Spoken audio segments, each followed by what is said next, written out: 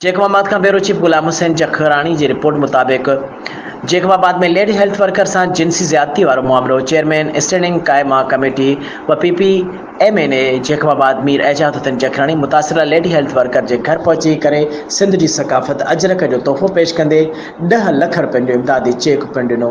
संदस बचन ऐं घर के गुज़र सफ़र हलाइण लाइ सरकारी नौकरी संदस सिंध हुकूमत खां माली मदद वठी ॾियण जो भी ऐलान कयो। चयो त इज़त जो को भी मुल्ह नाहे हूंदो, माली मदद करण जो मकसद न्याणीअ खे कुछ सपोर्ट करणु आहे। पेशींदड़ नाखुशगवार वाक़े के सख़्त लफ़्ज़न में मुसम्मत कंदे चयो त लेडी हेल्थ वर्कर घर घर वञी नेकी जो कम करे गुलन जड़न मासूम बार के पोलियो जड़े मोज़ी मर्ज़ खां बचाइण की कोशिश कन था।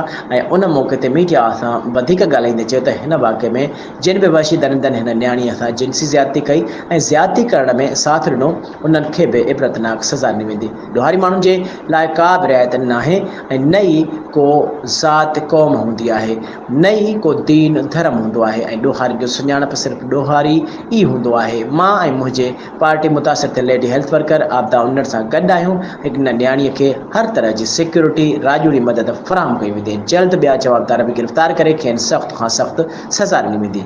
मीडिया के सवालन के जवाब में चयो त सिंध हुकूमत उन मामले जो सख्ती से नोटिस वठंदी। फ़र्ज़ में कोताही करण ते SHO SSP ऐं DCO समेत DHO जैकबाबाद में हटाए छॾिया आहिनि। उन मौके ते PP सिलई सदर कंधकोट गुलमम जखरानी, PP सिलई सदर Jacobabad Liaquat Lilashari, municipal committee chairman Jacobabad Ghulam Abbas Jakhrani ऐं ॿिया अॻवान पिणु गॾु हुआ।